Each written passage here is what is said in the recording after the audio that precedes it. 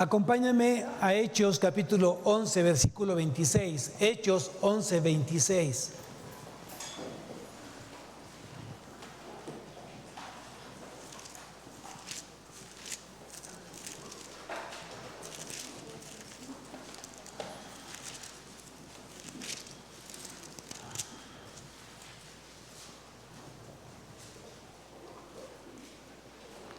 Vamos a leer desde el versículo 25. Dice así: después fue Bernabé a Tarso para buscar a Saulo, y hallándole le trajo a Antioquía. Versículo 26 dice: y se congregaron allí todo un año con la iglesia y enseñaron a mucha gente, y a los discípulos se les llamó cristianos por primera vez en Antioquía.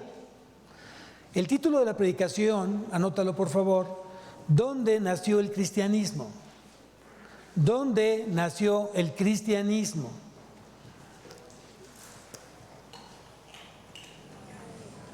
Y muchos dirán, pues en Antioquía. Y yo diría, pues no nació en Antioquía. ¿Dónde nació el cristianismo? Vamos a ayudarnos justamente a lo que dicen los evangelios. ¿Por qué fueron llamados los primeros discípulos cristianos? Porque viene de la palabra Cristo. De ahí viene justamente el ser cristianos. Viene de Cristo, el ungido, el Mesías en hebreo, en griego Cristo. Vamos a Lucas, al Evangelio de Lucas, y acompáñame al capítulo 2 de Lucas.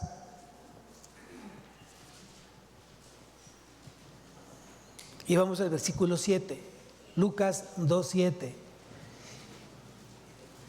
Y dice el título de la predicación: ¿dónde nació el cristianismo? Y en el Lucas 2:7 tenemos la respuesta. Ahí viene justamente la respuesta. Dice: y dio a luz a su hijo primogénito, y lo envolvió en pañales, y lo acostó en un pesebre, porque no había lugar para ellos en él. ¿Dónde nació el cristianismo? En un pesebre. Ahí nació justamente el cristianismo, en un pesebre. Ahí Cristo nació en un pesebre. Y dice el versículo algo que es sorprendente. Dice: porque no había lugar para ellos en el mesón. El dueño del mundo, el creador del universo, el creador de todo lo visible e invisible, no tenía lugar justamente en el mesón. ¿No es sorprendente? ¿No es una gran sorpresa? Es decir, bueno, el dueño, el creador de todo el universo, no encontró lugar en el mesón. Y eso no es tan sorprendente el día de hoy, porque estamos a unas cuantas horas de poder celebrar justamente el 24 de diciembre, que es la Nochebuena, y el 25, el nacimiento de Cristo, el nacimiento de Jesús. Y tal vez muchos, sin tratar de alegorizar este pasaje, la pregunta sería: ¿sigue siendo vigente el que no encuentre lugar Jesús en el mesón? ¿A qué mesón nos estamos refiriendo?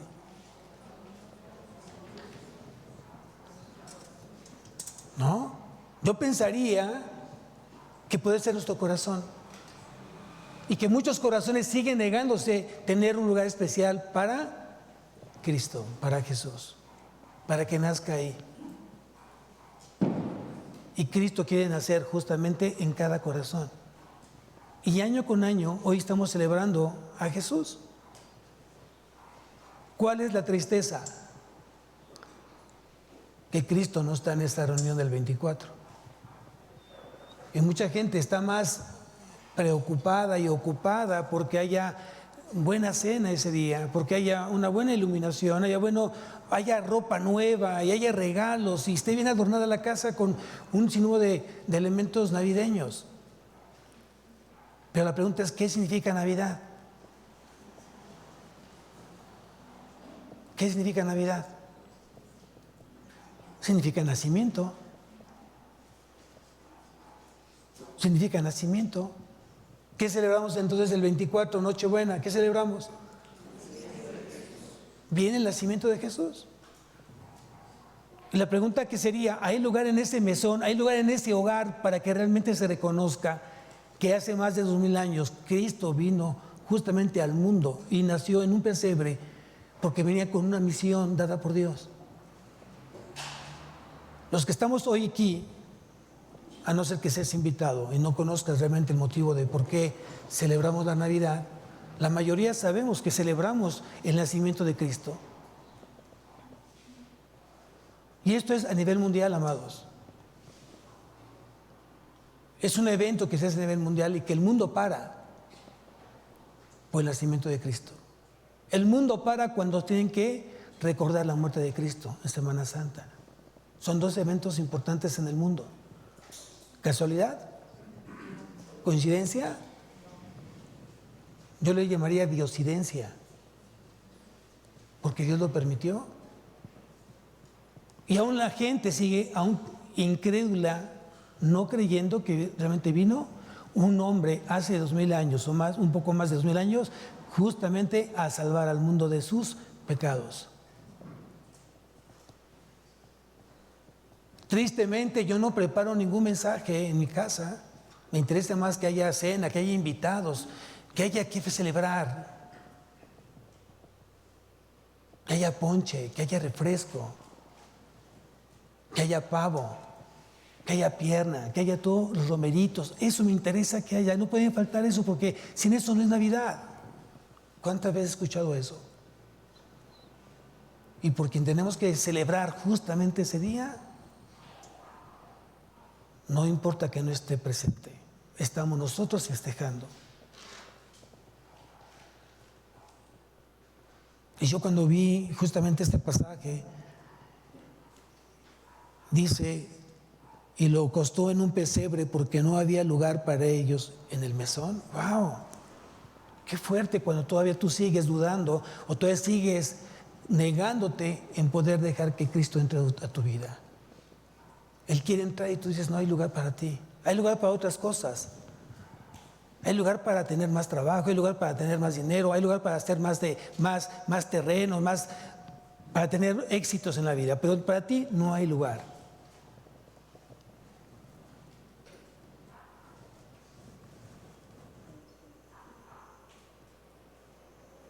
El pasaje tiene muchas enseñanzas. Primeramente dice, y dio luz a su hijo primogénito. ¿De quién están hablando? Y dio a luz a su hijo primogénito. ¿De quién están hablando? De María. ¿Quién fue María?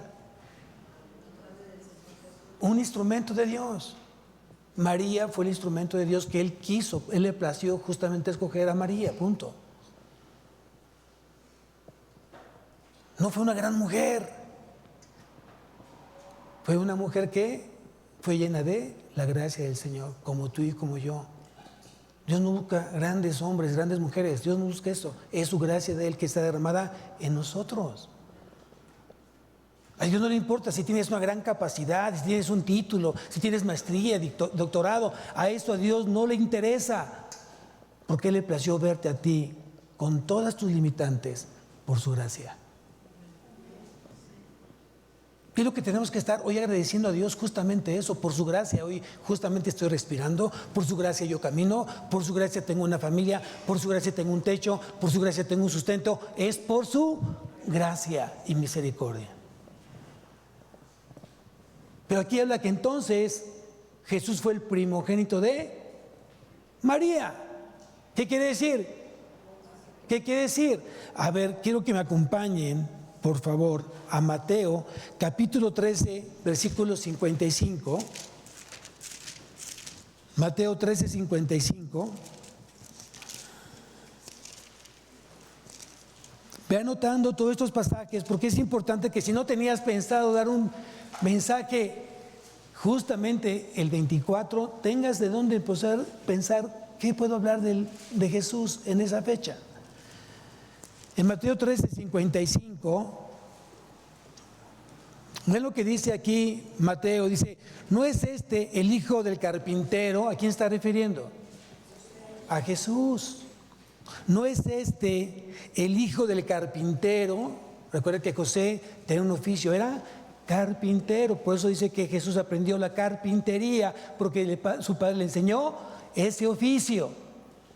Luego entonces dice, ¿no se llama su madre María y sus hermanos Jacobo, José, Simón y Judas? Entonces, ¿qué quiere decir?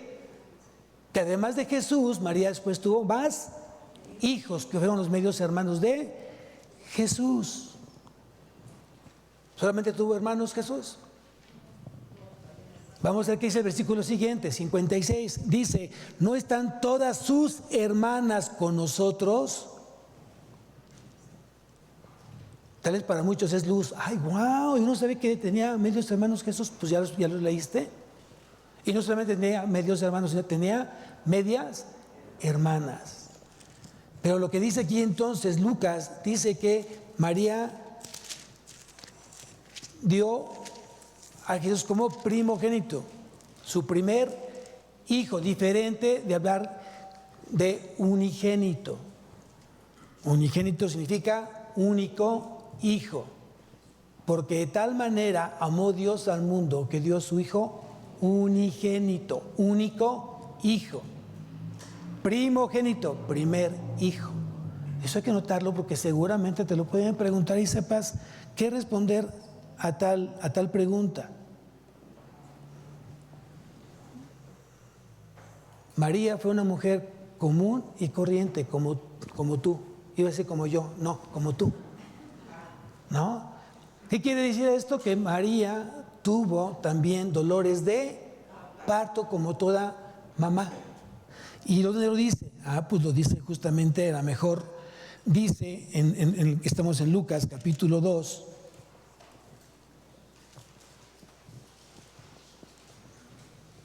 versículo 6, 2:6, dice, y aconteció que estando ellos allí, se cumplieron los días de su alumbramiento.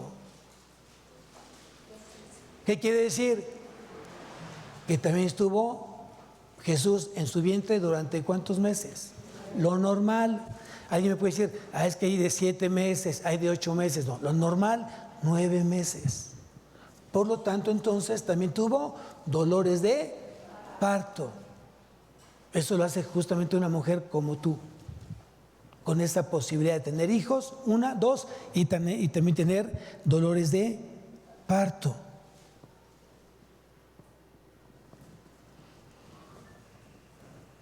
¿A qué vino Jesús? ¿A qué vino Jesús? ¿Cuál fue el propósito de que viniera Jesús? Eso es muy importante que tienes que aprender el día de hoy.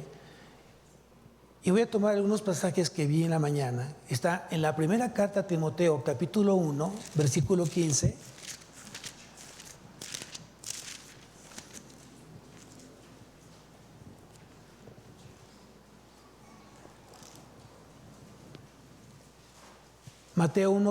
Primera Timoteo 1:15 dice, palabra fiel y digna de ser recibida por todos, que Cristo Jesús vino al mundo para salvar a los pecadores, para salvar a los pecadores, de los cuales yo soy el primero. Y decíamos que si no tenías un mensaje, justamente este 24, tienes hoy entonces pasajes que tú puedes usar para que des el mensaje este 24. Y si más, si vas a tener invitados inconversos, dalo. Decía Pablo, yo no me avergüenzo del Evangelio, porque es poder de Dios para... ¿Tú te avergüenzas del Evangelio? ¿Te avergüenzas de Cristo? ¿Te da pena hablar de Cristo? Entonces quiere decir que si no te avergüenzas, ya tenías tú un mensaje preparado para el 24. Y si no lo tienes considerado, entonces ¿cómo es que no te avergüenzas de Cristo? Porque la pregunta que yo te haría esta mañana, ¿quién debería ser lo más importante en tu vida?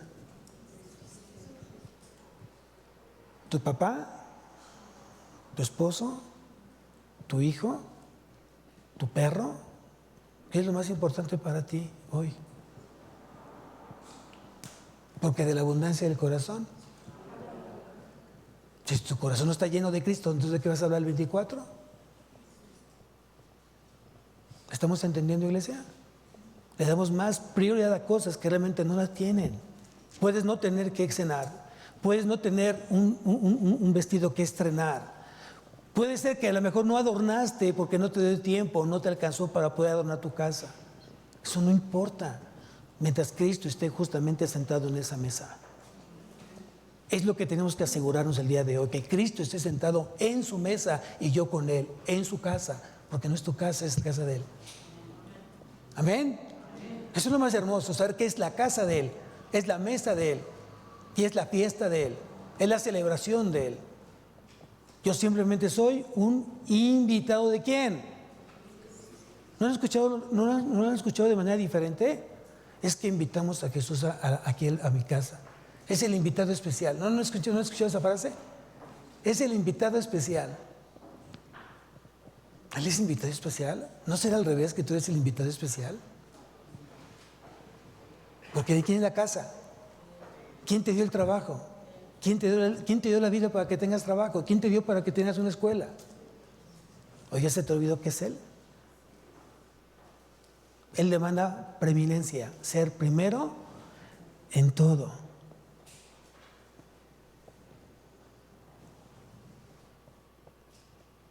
Y decíamos, el soberano, el Rey Todopoderoso, el que fue alabado por los querubines, y en esa alabanza fue santo, santo, santo, nació en un pesebre. Y no queda más que decir qué soberanía de Dios. Dios es soberano.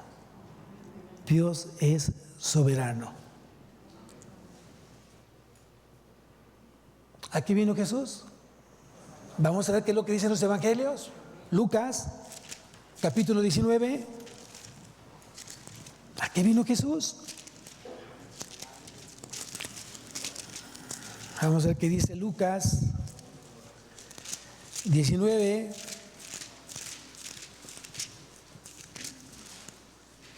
Versículo 10. Lucas 19:10. Ven lo que dice aquí, porque el Hijo del Hombre, ¿quién es el Hijo del Hombre? Jesús, Cristo, ¿no? El Salvador. Dice, porque el Hijo del Hombre vino a buscar, ¿a qué vino Jesús? A buscar y a salvar lo que se había perdido. Los que estamos aquí, todos estamos perdidos. Y aunque tú me digas que eres de cuna cristiana, hasta que no hagas una confesión de fe, vas a ser entonces cristiano. Porque Dios no tiene nietos. ¿Tú sabías eso? Dios no tiene nietos. Dios tiene hijos. Y mucha gente se jacta, es que yo soy de cuna cristiana. ¿Y cuándo hiciste tu confesión de fe? ¿Desde cuándo estás comenzando a reflejar a Cristo en tu vida? ¿Desde cuándo tú decidiste obedecer a Cristo en tu vida? ¿Eso realmente es ser cristiano? La gente todavía sigue negándose en obedecerle a Dios. ¿Tenemos un Dios de orden? ¿Tenemos un Dios de orden? Yo creo que tenemos un Dios de orden. Y Dios quiere que tú te ordenes en las cosas del Señor. En tu trabajo, con tus clientes, con tus pacientes, con tus maestros, con tus compañeros. Aquí en la iglesia Dios demanda orden. Orden. Porque el orden glorifica al Señor. El orden le exalta al Señor. Y la única manera que yo he aprendido es estar dispuesto a obedecerlo en todo. En todo. No en ciertas cosas, en todo. Entonces, aquí vino Jesús, vino a buscar lo que se había perdido y a salvar. A eso vino Jesús. ¿Por qué? Porque el hombre es incapaz de buscar a Dios. ¿Tú sabías eso? El hombre es incapaz de buscar a Dios. El hombre no puede buscar a Dios. El hombre no escoge acercarse a Dios. ¿Dónde lo dice, pastor? Acompáñame a Romanos, capítulo 3. Entonces, eso es muy importante para aquellas personas que todavía se sienten como privilegiados o como que piensan que son ellos los que eligen a Dios. Y no, Dios te elige a ti. Y si tú me acompañas a Romanos, capítulo 3, lo dice claramente Pablo en el versículo 10, 3:10, dice lo siguiente: como está escrito, no hay justo ni aún uno. ¿Qué significa? No hay ni uno que me pueda obedecer. No hay uno en el cual no haya pecado en él. No hay uno. Todos los seres humanos, como tú y como yo, somos pecadores desde el nacimiento, por el pecado original. Nuestros padres espirituales, Adán y Eva, decidieron desobedecer a Dios y ese pecado se fue pasando de generación a generación hasta el día de hoy. Luego entonces el pecado no te permite acercarte a Dios. Es más, el pecado no te permite creerle a Dios.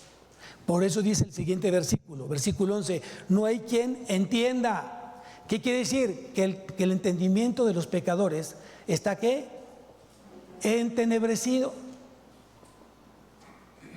Todo pensamiento, toda mente, todo corazón del pecador está entenebrecido, lleno de pecado, lleno de tinieblas, lleno de ¿qué? De maldad. Y eso no les permite entonces poder tener entendimiento. Y dice aquí la palabra, no hay quien entienda, no hay quien busque a Dios. No hay quien busque a Dios. Entonces tú no decides cuándo buscar a Dios.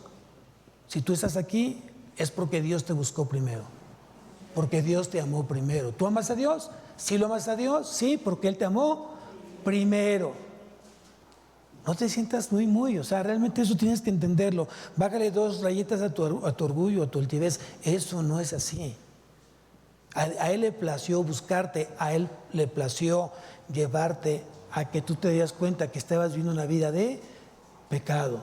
Porque el único que puede convencer de pecado, ¿saben quién es? ¿Saben quién es? Vamos al Evangelio de Juan, para que a todos nos quede claro quién convence de pecado.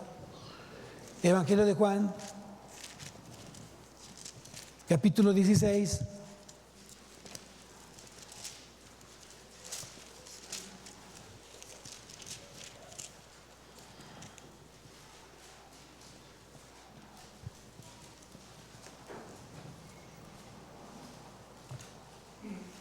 Juan 16, versículo 7. Pero yo os digo la verdad, os conviene que yo me vaya, porque si no me fuera, el Consolador no vendría a vosotros, mas si me fuere, os lo enviaré. Versículo 8. Y cuando Él venga, convencerá al mundo de pecado, de justicia y de juicio. Versículo siguiente, de pecado por cuanto no creen en mí. Entonces quiere decir que todos no creíamos en Jesús, no creíamos en Dios. A través del Consolador, a través del Espíritu Santo es que nos convence entonces de pecado y nos muestra que estamos completamente perdidos. Y si realmente hoy queremos salir de esa situación de perdición, es a través justamente de Cristo. Es a través de Cristo. ¿Lo creas o no lo creas? Cuando tienes que convertirle a un incrédulo, yo le digo, lo creas o no lo creas, lo que tú no creas no va a cambiar lo que ya está escrito. Y eso se escribió mucho antes de que tú y yo naciéramos. Luego entonces quiere decir que lo que está escrito es verdad. Porque hasta ahorita nadie se ha levantado, alguien formal que diga la Biblia está llena de mentira y es un libro del hombre que tiene tantas imperfecciones, por lo tanto es un libro imperfecto y entonces no puede tener buenos resultados. No se ha levantado alguien formal que diga que este libro sea un libro de mentira. Este libro es la palabra de Dios. Y como tal, a través del contacto de este libro es como tú y yo somos santificados. A través de su palabra estamos siendo ¿qué? santificados. Santifícalos en tu verdad. Tu palabra es verdad. Capítulo 17, versículo 17 del Evangelio de Juan. Anótalo nada más.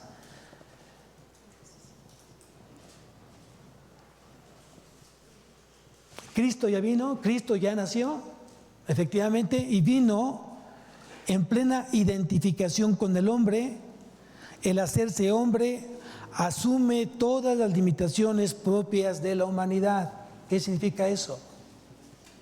Que Jesús justamente va a entender tus limitantes, va a entender tus luchas, va a entender tus batallas, va a entender tus tentaciones. Él nos va a entender, Él nos va a comprender y nos va a dar los medios, Él nos va a dar los recursos para poder salir victoriosos ante las situaciones de pecado. ¿Quién lo cree? Esa es la gran diferencia el día de hoy. Por ello, si somos cristianos y queremos celebrar la Navidad, quiere decir entonces que yo la celebro convencido de lo que Cristo hizo y va a hacer en mi vida. Y no debe haber más cosa más importante que pueda opacar hoy la presencia de Cristo en mi casa. No puede haber. Eso entiéndelo. No puede haber nada que esté haciéndole sombra a Cristo. De repente escucho un sinnúmero de testimonios. Es que voy a tal casa, fui invitado, pero me dijeron, cuidadito con que tú hables de tu fe. Cuidadito con que tú saques tu Biblia. Yo digo, pues ¿para qué vas? Ay, ¿para qué vas? No sé ustedes, pero es como si de repente va Cristo contigo y llegas a esa casa y el dueño de esa casa o el jefe de esa casa diga, tú sí puedes entrar, pero con el que tú vienes no, pues él se queda afuera. ¿Qué harías? ¿Qué harías?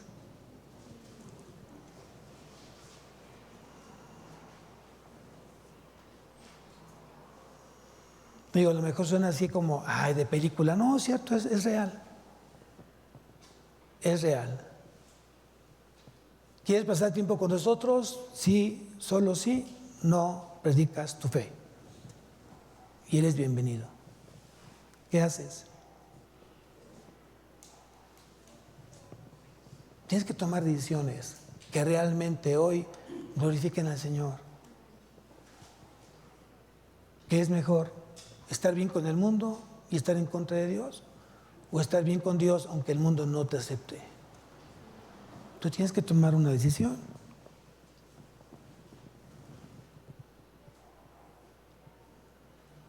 Porque Cristo ya nació, Cristo ya creció, Cristo vino a cumplir su encomienda de parte del Padre, Él ya fue muerto en la cruz, Él ya resucitó al tercer día y Él ya está sentado a la derecha del Padre.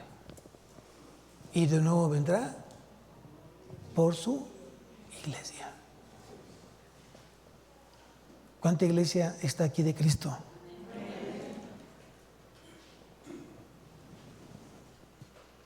Por eso tenemos que entender que el cristianismo efectivamente nació en un pesebre, pero el cristianismo justamente está aquí en mi corazón. Aquí llevo yo a Cristo. Vamos a Lucas nuevamente, capítulo 2, y vamos a recordar un poco ese suceso tan grandioso que pasó en el mundo. Lucas 2, versículo 8, dice, había pastores en la misma región que velaban y guardaban las vigilias de la noche sobre su rebaño. ¿Casualidad? ¿Coincidencia que haya sido pastores cuidando el rebaño? ¿Quién es Jesús? Nuestro buen pastor. ¿No es cierto? Nada es casual. Sigo leyendo. He aquí, se les presentó un ángel del Señor y la gloria del Señor los rodeó de resplandor y tuvieron gran temor. Claro, a esa madrugada de repente se ilumina de una manera sorprendente. No es que se prendió un foquito, no es que se prendió una vela, fue un resplandor, como si de repente un rayo cayera y de repente cuando cae un rayo hace que se ilumine todo ese espacio. Pero el ángel les dijo, no temáis, Porque aquí os doy nuevas de gran gozo, que será para todo el pueblo, que os ha nacido hoy en la ciudad de David. La ciudad de David. ¿Cuál fue la ciudad de David? Versículo 4. Versículo 4. Y José subió de Galilea, de la ciudad de Nazaret, a Judea, a la ciudad de David, que se llama. Ahí está todo. Aquí está todo. ¿Cuál fue la ciudad de David? Belén. ¿Qué significa Belén? Casa de pan. Anótalo. Belén significa casa de pan. Que os ha nacido hoy en la ciudad de David un Salvador, que es Cristo el Señor. Esto os servirá de señal. Hallaréis al niño envuelto en pañales, acostado en un pesebre. ¿Ya había pasado? ¿Ya había pasado? Estaba por suceder. Estaba por suceder, porque ellos tenían que ir a constatar justamente lo dicho por el ángel. Estaba por suceder.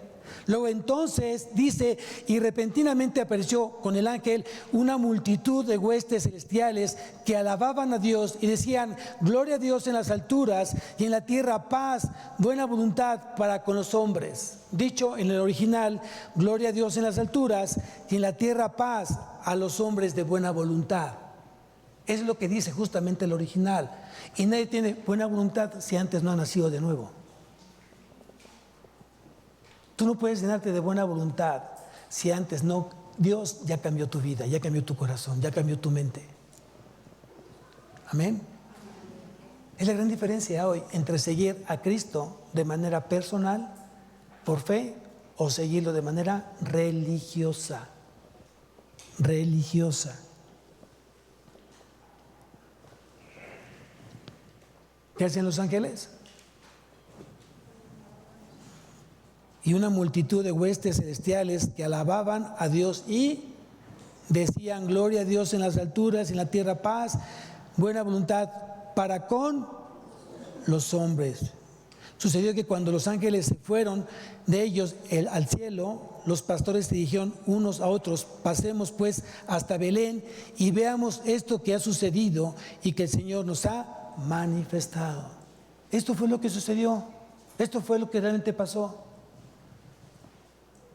Y es lo que debería de pasar cada vez que una persona es ganada de Cristo. Tiene que haber fiesta en los cielos. Es lo que dicen los evangelios.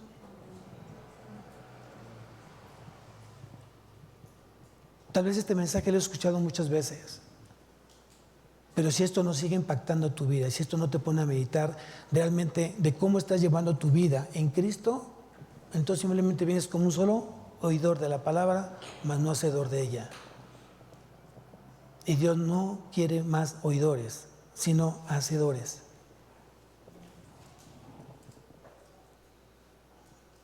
Y lo he dicho en varias ocasiones.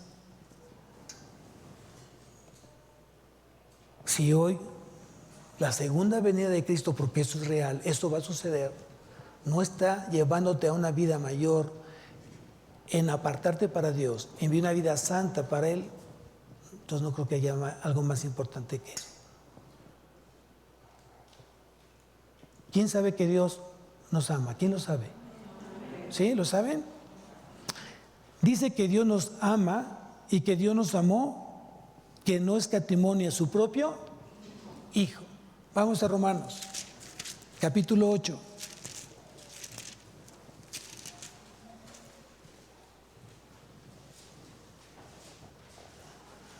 Dios nos amó, versículo 32, 8:32. Dice: el que no escatimó ni a su propio Hijo, sino que lo entregó por todos nosotros. ¿Por quiénes? Por todos nosotros. No está diciendo que para todos. Cristo no murió por todos, murió para aquellos que creen justamente en su sacrificio. El que cree en el Hijo tiene. Yo diría entonces, si todos creyéramos en Cristo, tendríamos que tener entonces todos vida eterna. El que cree en el Hijo tiene. ¿Cuántos creen en Cristo? Solo los que creen en Cristo tienen vida eterna. Los que se rehúsan a creer en el Hijo no verán la vida, sino la ira de Dios está sobre él. Juan 3:36, anótalo, Juan 3:36, ahí lo dice la palabra. Por eso, cuando dice Pablo, el que no escatimó a su propio Hijo, sino que lo entregó por todos nosotros, está hablando Pablo. ¿Quién era Pablo? Un cristiano, un hombre que se había entregado justamente a Cristo. Sigo leyendo. ¿Cómo no nos dará también con Él todas las cosas? Versículo 33, ¿a qué vino Cristo? Dice aquí, ¿quién acusará a los escogidos de Dios? ¿Quién puede acusar a los hijos de Dios? ¿Quién? Si no lo hace Jesús, ¿quién? Vean la gran bendición, amados. No hay quien te pueda estar señalando. Si no lo hace Jesús, que Él es el juez supremo, el único que tiene la autoridad suprema de poderte juzgar, de poderte señalar, y no lo hace Él. No te preocupes por la gente que hoy te está criticando, te está juzgando, te está señalando. Y está buscando cualquier equivocación para estarte diciendo, ¿no que eres cristiano? ¿A esto vas los domingos? Quien está hablando es el diablo, no es Dios.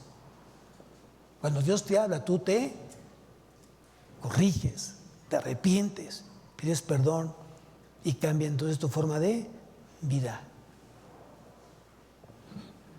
¿Quién acusará a los hijos de Dios? Dios es el que justifica. ¿A través de qué? ¿Cómo fui justificado? ¿A través de qué? A ver, vamos 2 hojas atrás. Romanos 5:1. Por eso es importante leer la palabra. Aquí están las respuestas. Dios es el que justifica. ¿Cuándo? Dice Romanos 5:1, justificados pues por la fe.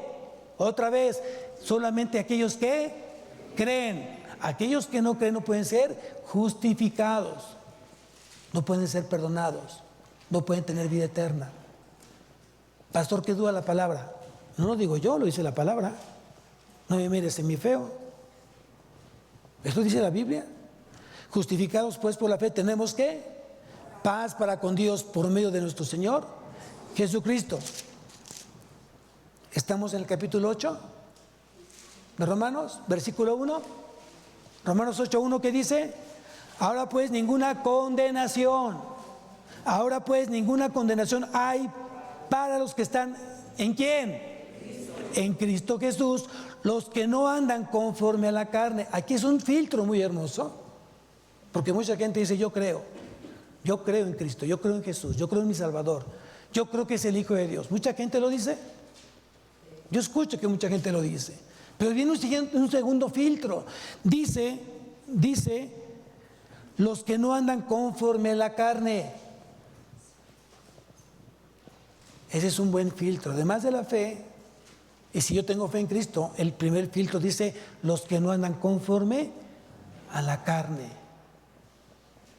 Y ahí entonces tendrías tú que meditar y pensar si realmente hoy estás viviendo no conforme a tu carne, no conforme a los deseos pecaminosos de la carne. Y mucha gente de repente dice, ay pastor, ¿a poco hay gente perfecta? ¿El cristiano es perfecto? No. El cristiano es un pecador perdonado que encontró el arrepentimiento y su conversión a Cristo. Y cada vez que un cristiano verdadero, bíblico, peca, lo primero que tiene que hacer ese cristiano verdadero es arrepentirse y pedir perdón. El arrepentimiento no es para licencia para pecar, amados. Cristo ya vino y murió por todos los pecados, pasados, presentes y futuros. Y Él nos dice, entonces tengo licencia para pecar. No, porque la salvación misma te dice que has entrado a un área de santificación. ¿Qué quiere decir? De limpieza. Limpieza espiritual. Quiere decir que el círculo de pecado, el círculo de tu pecado se va aminorando, va siendo cada día más pequeño. Y tu vida santa tiene que ser más grande. Es lo que dice justamente la palabra.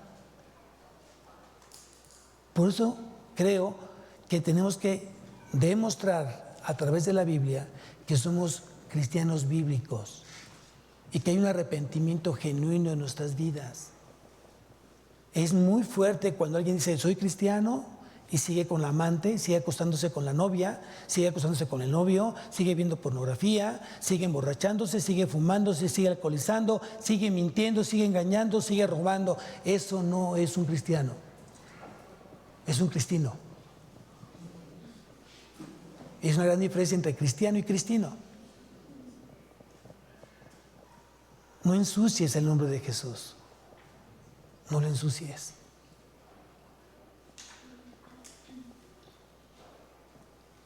Jesús te lleva justamente a llevar una vida de limpieza, de pureza. Para eso fuimos llamados. Para eso fuimos llamados. Para eso vino Jesús, para hacernos una iglesia gloriosa, limpia, sin mancha. Amén.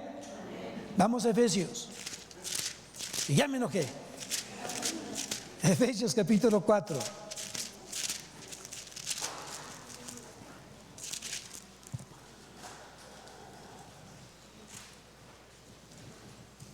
¿De quién es la iglesia?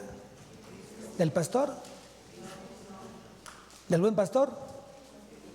¿Del buen pastor? Amén. Él es el dueño de la iglesia. Dice aquí, vean lo que yo edificaré mi iglesia, dijo Jesús, ¿cierto? Yo edificaré mi iglesia. ¿Qué es lo que está usando Jesús para edificar su iglesia? Capítulo 4 de Efesios, versículo 11, dice, y él mismo constituyó a unos apóstoles, a otros profetas, a otros evangelistas, a otros pastores y maestros. Estos 5 ministerios, ¿quién los constituyó? Cristo, a través de él, el Espíritu Santo. Son dones. Hay 2 dones que ya no operan, el de apóstoles y el de profetas. ¿Por qué? Porque el canon ya está establecido. Hoy sabemos que la iglesia, el fundamento de la iglesia es Cristo, la cabeza de la iglesia es Cristo. Luego entonces, ¿cuáles son los dones que hoy están operando? Pastores, evangelistas y maestros. ¿Con qué propósito? Para que Jesús siga edificando su iglesia. Y dice en el siguiente versículo, versículo 12, a fin de perfeccionar, ¿a quiénes? ¿Cuántos santos hay acá? ¿Cuántos santos hay acá? Voy a poner un paréntesis porque hay gente que no sabe qué significa santo. Porque tal vez su concepto, su definición de santo es aquella persona que es perfecta y hace milagros. Un santo no es perfecto ni tampoco hace milagros. Un santo es aquel que se ha apartado para Dios. ¿Cuántos apartados para Dios hay acá? Ya fueron más, ya fueron más. Si tú te apartaste para Dios, eres un santo. Si estás apartado para el diablo, eres un demonio. Tú decides con quién te apartaste. Aquí no hay medias tintas. O estás con Dios o estás en contra de Dios. Y aquí dice entonces que los pastores, los evangelistas y maestros están perfeccionando a los santos para la obra de su ministerio. Ministerio de matrimonios, ministerio de varones, ministerios de jóvenes, niños, están siendo perfeccionados. ¿A través de quién? Del pastor. El pastor enseña a través de la palabra, por medio del Espíritu Santo, porque la obra es de Él. Somos nosotros instrumentos de Él. ¿Para qué? ¿Con qué propósito? Versículo 13, hasta que todos lleguemos a la unidad de la fe y del conocimiento del Hijo de Dios, a un varón perfecto, a la medida de la estatura de la plenitud de Cristo. Y si tú me acompañas aquí mismo en Efesios capítulo 1, versículo 4, Efesios 1:4, dice, según nos escogió en Él antes de la fundación del mundo. ¿A quiénes? A los santos. Dice, según nos escogió en Él antes de la fundación del mundo, para que fuésemos apartados para Él, santos y sin mancha delante de Él. Si tú me acompañas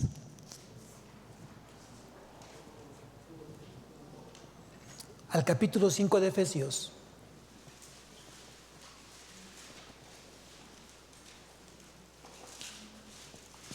El final, bueno, mejor voy a decirlo completo. Vamos al versículo 25. Efesios 5:25. Y dice lo siguiente: maridos, amad a vuestras mujeres, así como Cristo amó a la iglesia y se entregó a sí mismo por ella. ¿Con qué propósito? Siguiente versículo: para santificarla, habiéndola purificado en el lavamiento del agua por la palabra, a fin de presentársela a sí mismo una iglesia gloriosa, que no tuviese mancha ni arruga ni cosa semejante, sino que fuese santa y sin. Ese es el propósito, amados. ¿Qué tienes que hacer el 24 de diciembre? ¿Seguir pensando en los romeritos? ¿Seguir pensando si va a llevar camarones o no los romeritos? Eso es importante, es vital. Y no estoy diciendo que no haya cena, Y es más, si me quieren invitar, yo estoy dispuesto. Yo no estoy diciendo eso. Estoy diciendo que pongamos atención en aquello que realmente tiene importancia. Él es el festejado, a Él se le está celebrando. El único motivo es justamente recordar su nacimiento, recordar su obra, recordar su muerte, recordar su resurrección y recordar que Él viene nuevamente por su iglesia. Si no tenías pensado dar un mensaje justamente en esa fecha, espero que hoy pienses de manera totalmente distinta y que digas: tengo que hablar del Señor, debo de hablar del Señor, porque tengo que agradecerle al Señor justamente que su sacrificio nunca fue en vano. Nunca fue en vano. Regreso nuevamente a Romanos capítulo 8. Y vean realmente cuál es el motivo, el propósito, además de darnos vida eterna, que ya eso es, creo que es lo importante, y perdonarnos de nuestros pecados. Vean el versículo 35. Romanos 8:35 dice: ¿quién nos separará del amor de Cristo? Está preguntando Pablo: ¿quién te puede separar del amor de Cristo? Sigo leyendo: tribulación, o angustia, o persecución, o hambre, o desnudez, o peligro, o espada, como está escrito: por causa de ti somos muertos todo. ¿Quién dice amén? Pero sí estás leyendo, porque no me digas amén porque el pastor me pidió que dijera amén. No, dilo por convicción. ¿Qué estás diciendo en el amén? Que así sea. ¿Qué estás diciendo? Dice aquí: como está escrito, por causa de ti somos muertos todo el tiempo. ¿Es cierto eso? ¿Estás dispuesto a dar tu vida por Cristo? Ya no fue directamente el amén, ¿verdad? ¿Se dan cuenta que ahora sí le pensaron bien? Y no porque no digan amén. Si va a ser un amén, que venga justamente con la responsabilidad que eso conlleva. Si no es cualquier cosa ser hijo de Dios. Hay mucha gente que se atreve a decir: yo soy hijo de Dios, y no tiene ninguna vida que le respalde. Es una persona hipócrita, falsa. Tú tienes que ser una persona que realmente glorifique, exalte el nombre de Cristo. Y no solamente el 24, no solamente el 25, todos los días de nuestra vida. En tu matrimonio, en tu familia, como hijo, como hermano, como esposo, como esposa. Tenemos gran oportunidad de poder demostrar que realmente somos hijos de Dios, pero con hechos. Una fe sin hechos, una fe sin obras, es una fe muerta en sí misma. Es lo que dice la palabra.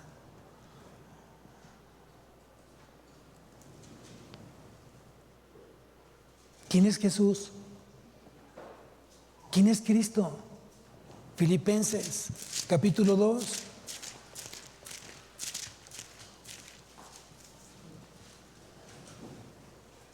Filipenses capítulo 2, versículo 6. ¿Quién es Cristo? ¿Quién es Jesús? Al que tú le debes completamente todo. Dice aquí versículo 6: el cual, siendo en forma de Dios, no estimó el ser igual a Dios como cosa que aferrarse. ¿A qué renunció Jesús? A su trono, amados. Jesús renunció a su trono y vino aquí a la tierra a hacerse como nosotros.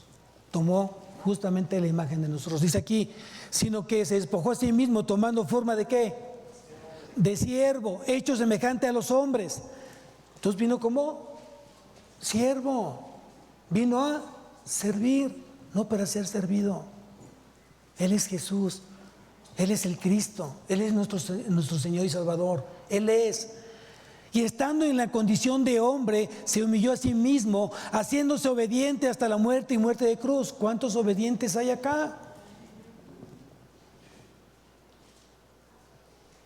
Un distintivo del cristiano es la obediencia.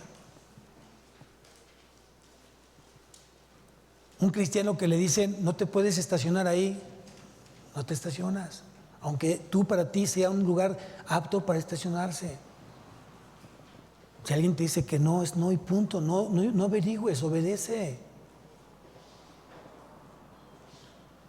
Si alguien te dice, en este asiento no te puedes sentar, siéntate más allá, siéntate, haz caso, obedece. Si te dicen que no puedes traer minifalda, ropa escotada, no la traigas, sé obediente, no seas piedra de tropiezo para la gente que tiene problemas de lascivia. Es obediencia, amados. Si te digo que es a las 11, es a las 11, no 11:05, 11:10, 11:20, 11:30. Es 11 de la mañana, segundo servicio.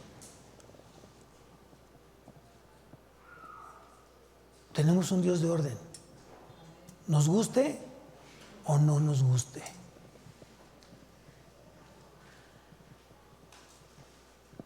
¿Verdad que no es fácil ser hijo? Pero tampoco es imposible. Sigo leyendo. Por lo cual Dios también lo exaltó hasta lo sumo y le dio un nombre que es sobre todo nombre, para que en el nombre de Jesús se doble toda rodilla. ¿Qué provoca Jesús? ¿Qué provoca o qué deberá provocar en tu vida? Que tú dobles rodilla, que te postres delante de Él simplemente por su nombre. Y aquí creo que a veces le debemos mucho a Él, porque ¿cómo oramos? ¿Cómo oras? Si es que oras. Dijimos 5 de la mañana. ¿Quién se levanta a las 5 de la mañana a orar? Y el pretexto es no tengo tiempo. El pretexto es que tengo tanto trabajo que me dormí tarde y no me da para levantarme a las 5 de la mañana. Pretexto. ¿Por qué no me dices, se me fue el avión porque me quedé dormido? Tuve que pagar no sé cuántos intereses porque se me olvidó justamente pagar el día que tenía que pagar. Para eso no.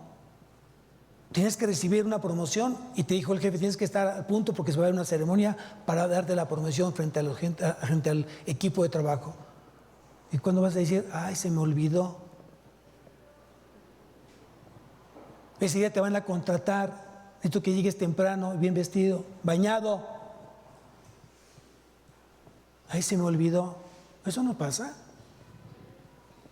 Pero sí se te pasa que tienes un compromiso con Dios, que tú adquiriste de manera responsable y voluntaria, porque nadie te obligó, tú dijiste que sí. Por eso cuando a veces decimos amén, tengamos el cuidado de decir a qué me estoy comprometiendo con el amén. ¿Suena bonito el amén, sí o no? Pues bien fácil, amén, amén, amén. A ver, no sé ni por qué dijo, pero amén, todos dijeron amén.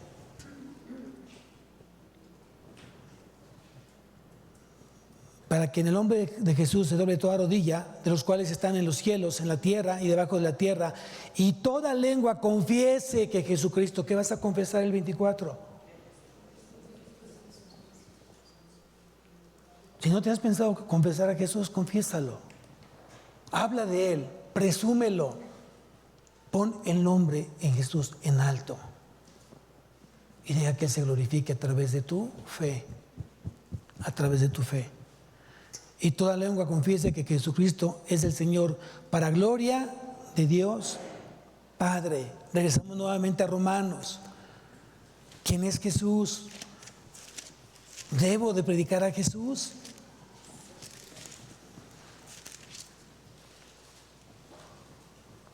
Versículo 37, Romanos 8:37. Antes,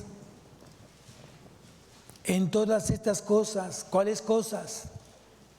Tribulación, angustia, persecución, hambre o desnudez, peligro o espada. Antes, en todas estas cosas somos más que vencedores por medio de aquel que nos amó.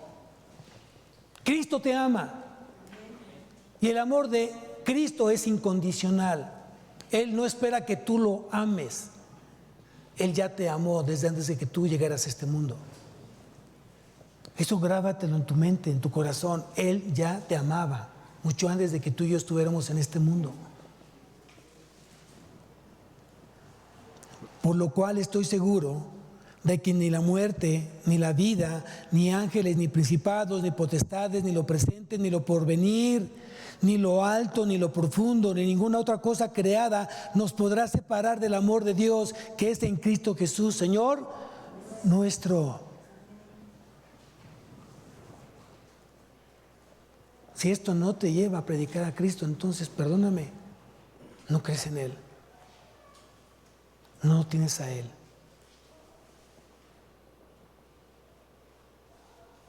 Hoy te invito a que reflexionemos. Te aliento que realmente hoy cuestiones y realmente examina tu fe. Segunda de Corintios, capítulo 13. Segunda de Corintios, capítulo 13. Con eso termino. Dice así: examinaos a vosotros mismos si estáis en la fe. Segunda de Corintios 13:5. Examinaos a vosotros mismos si estáis en la fe. Pregúntate si estás en la fe. Examínate si realmente estás en la fe. Hazte una prueba. Hazte una autoprueba. A la gente que tú tienes cerca y sabes que tiene una vida que respalda su fe, pregúntale cómo te ve. No tengas miedo, no tengas vergüenza. Bueno, sí tenla, pero pregunta. Es que eso no te limita a no preguntar.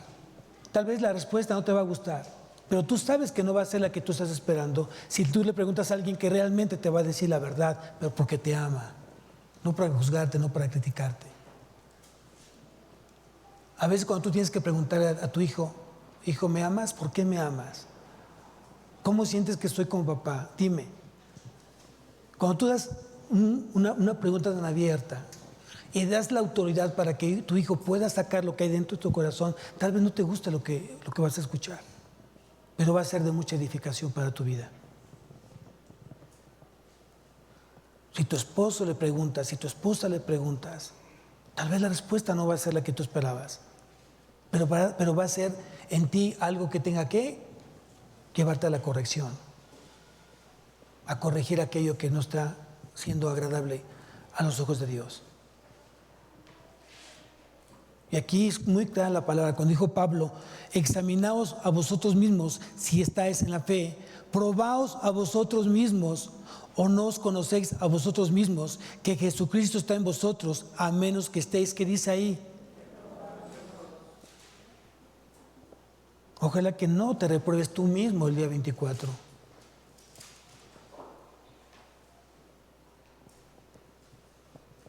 Y no porque sea el día 24, amados, porque ni siquiera fue ese día que nació Cristo. Pero sí nació Cristo, sí vino Cristo, sí murió en la cruz Cristo, sí resucitó al tercer día Cristo. Y Cristo está sentado hoy a la derecha del Padre. Eso es verdad. Y eso tiene que llevarte justamente a una vida apartada para Dios.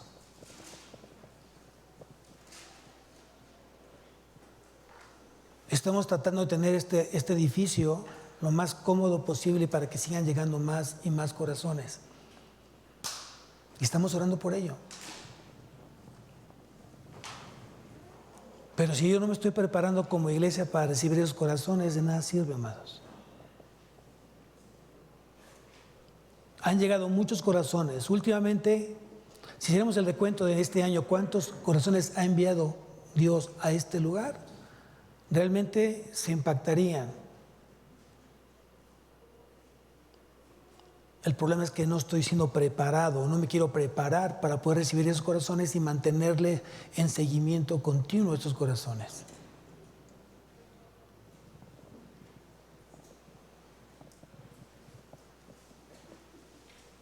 Hoy estamos orando justamente por la iglesia. ¿Estás orando por tu iglesia? Segunda pregunta: ¿conoces a los integrantes, a los miembros de tu iglesia? ¿Sabes si tienen hijos? ¿Sabes si está casado? ¿Sabe si tiene temas de salud? El problema es que nos volvemos religiosos. Ese es el problema.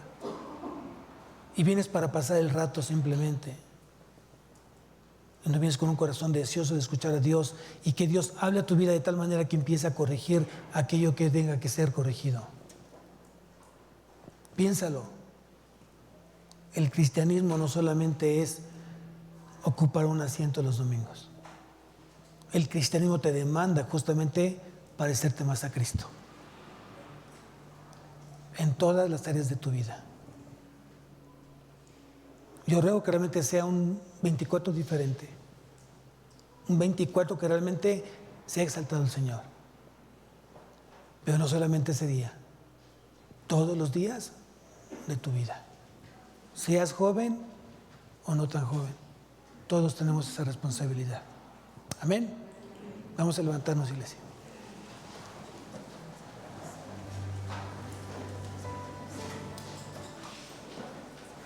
Cierra tus ojos. Padre bendito, Señor, en esta tarde te damos gracias porque has hablado en su corazón, Señor. Estaba yo más preocupado por lo que iba yo a cenar, el regalo que iba a recibir, las amistades que yo había invitado que llegasen, o a la casa que yo he sido invitado, más que tener un mensaje preparado para poderte exaltar en ese mensaje, mi Dios.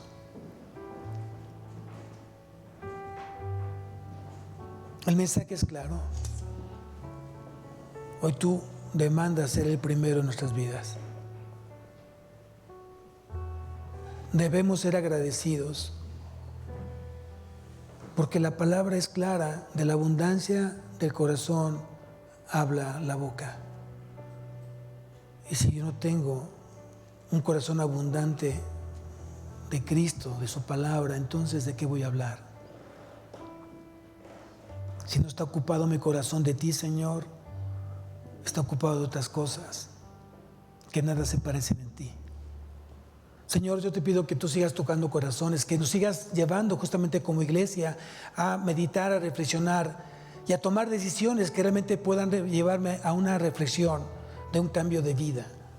Ayúdame a cambiar aquello que yo no pueda cambiar. Tú tienes el poder de hacerlo, Señor. Pongo mi vida en tus manos y enséñame a serte fiel, enséñame a obedecerte, enséñame a buscarte en todo momento, Señor. Enséñame a renunciar a ese yo y que nazca el tú, Señor. Oro por aquellos corazones que se están esforzando por hacer las cosas cada día mejor. Oro por aquellos corazones que hoy están convencidos que el vivir es Cristo y el morir es ganancia. Oro por aquellos corazones que están ocupándose en usar los recursos que tú ya nos diste para salir victoriosos ante las acechanzas del enemigo. Pero también queremos orar por aquellos corazones que han desfallecido, aquellos corazones que están siendo engañados por el enemigo. Aquellos corazones que han dejado de caminar con fervor, Señor, a ti. Aquellos corazones que se han dejado enfriar por las situaciones pecaminosas de su vida. Oramos también por ellos, porque tú tengas misericordia y puedas levantarlos nuevamente, Señor, y darles otra oportunidad más de seguirte a ti, mi Dios. Los tiempos están cada día más cerca. El mundo está más perdido. Qué bueno que dependemos de ti, Señor. Qué bueno que dependemos de tu amor. Qué bueno que dependemos de tu provisión. Qué bueno que dependemos de tu poder. Y qué bueno que dependemos de tu misericordia. Haz, Señor, en nosotros justamente instrumentos, piedras vivas, Señor, que realmente pongan tu nombre en alto y que podamos reflejar quién vive en nosotros. Porque siempre será mayor tu nombre, Señor, tu poder, que lo que pueda enseñarnos el mundo o lo que pueda hacer el enemigo. Si Cristo está contigo, ¿quién contra ti? Te damos gracias, mi Dios, por tu amor y que este tiempo sea un tiempo de reflexión, un tiempo de meditación, un tiempo de podernos pedir perdón si hay amargura, resentimiento o tal vez odio, Señor. Es el momento para ponerme a cuentas contigo y aprovechar estos momentos, estos tiempos donde se respira ese ambiente armónico, Señor, que solamente tú puedes dar en estas fechas. Te alabamos, Padre, te bendecimos en nombre de Cristo Jesús. Amén y amén.